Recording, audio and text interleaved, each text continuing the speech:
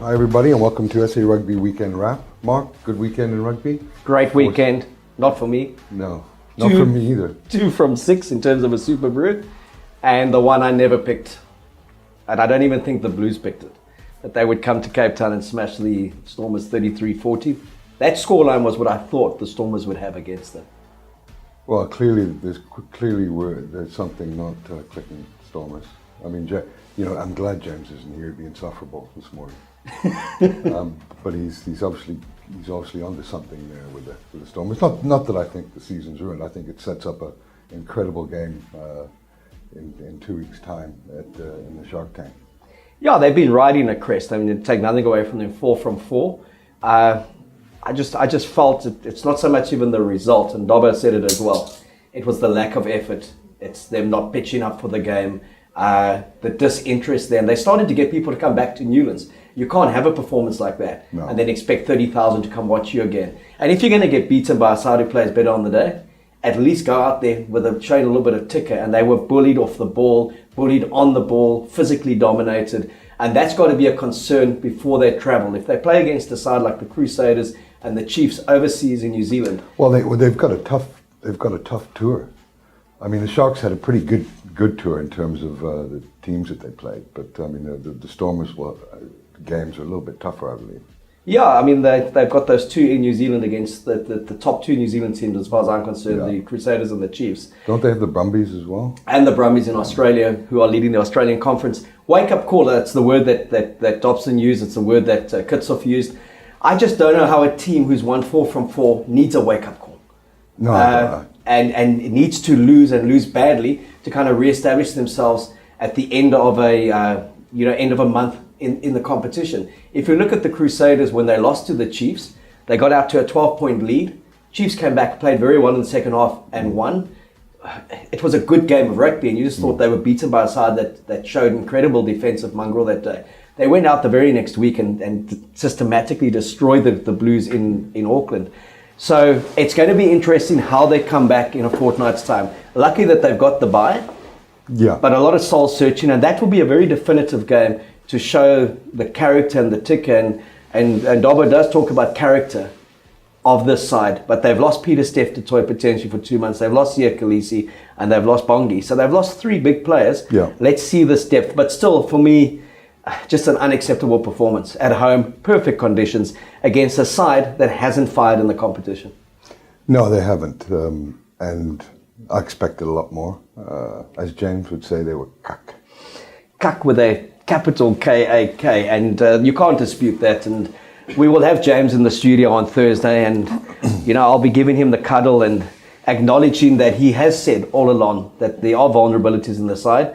He did pick the Stormers still to edge it, so we won't go there. But he has, from week 1, said if they don't get front foot ball, if they don't get that physical scrum dominance, how good are they really? And they were shown to be pretty ineffective on Saturday. Let's hope it's an aberration, because I think they're too good a squad to produce another performance like that.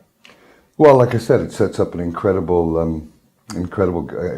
interesting game with the Sharks in Durban. And 2 teams top of the log fighting it out.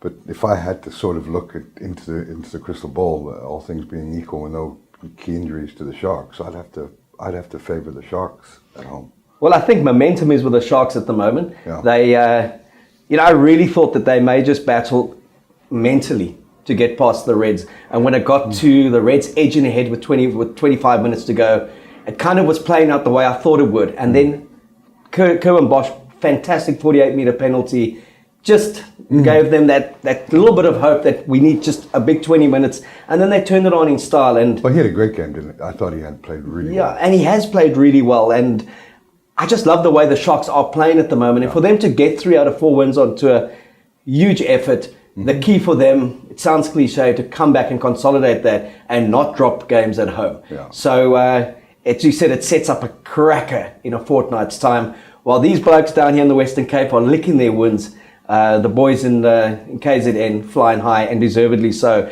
and really playing a brand of rugby that's making everyone love them. I speak to my mates in New Zealand, they say Sharks our second favourite team outside of their team, just with the approach that they've taken. And And again, it's a multicultural side. It's the most transformed side when it comes to ethnic black in the country, and at the moment playing the best rugby of any South African side. By a long distance. I mean, let's chat quickly about how bad the Blues are. The Bulls, sorry. Yeah, I mean, we both called it double digits for the Jaguars, who weren't overly impressive. No. They played with fits and starts.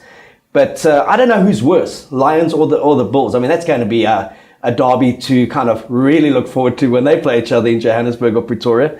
And I am being sarcastic there. But yeah, Lions very poor against a very average Waratah side. And 15 points, fairly predictable. Bulls at home. And if that game had been in Buenos Aires, it would have been 30, 40 points. But to me, more indicative also of the coaching structures that are there, not just the talent, because there's some good players in that Bull side, especially. Serious questions around Puta Yemen's capability as a head coach in Super Rugby. They've always been there. I mean, it's you're right. I mean, I don't think he offers much as a Super Rugby coach. No, and if you look at the Jean-Andre Krugers, the Josh Strausses, the Morné Steins, those type of quality veterans, why aren't they firing? And there's never a lack of talent out of Blue Ball rugby. Yeah. It's a matter of kind of, we saw what John Mitchell started to put together in terms of the way they played, even though their record wasn't great. They won 6 out of 16, so let's not forget that. But you just have that feeling that they're not going to be able to win, and they have been hopeless at home.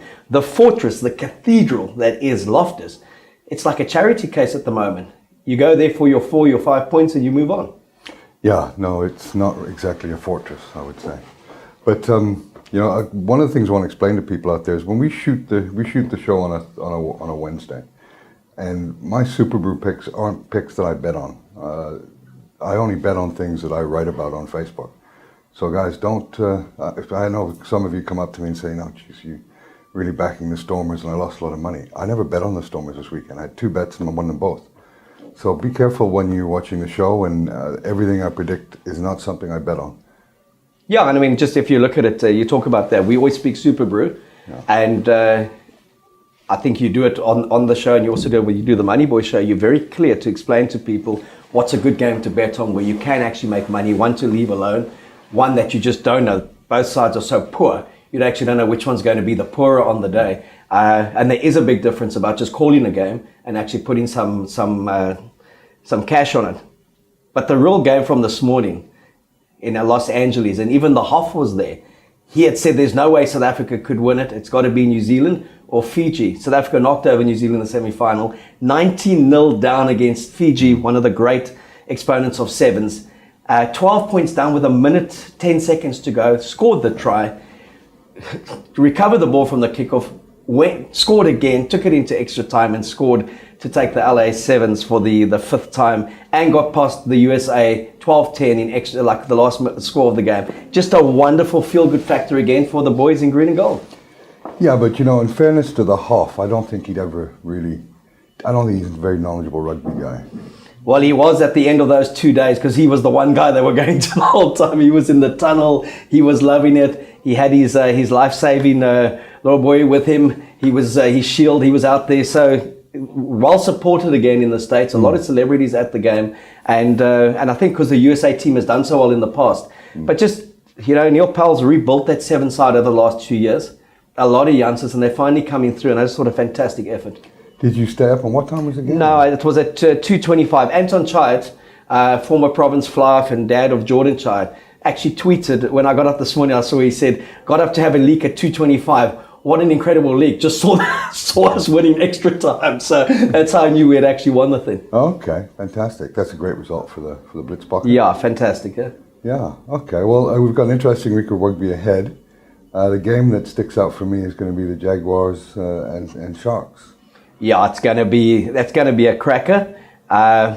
Jaguars, we'll chat a bit more about it when Bullet's in the studio on Thursday. Yeah. But they've always travelled well in South Africa, traditionally. They gave the Sharks a beating a couple of years ago. So different Shark side, different mentality in terms of if you take a Robert de Preer coach to Sean Everett. Very different mentality. And I'm really loving what I'm seeing with Sean Everett. He's backed youngsters. He's backed a certain style of play. And there seems to be this encouragement of it's okay to make mistakes.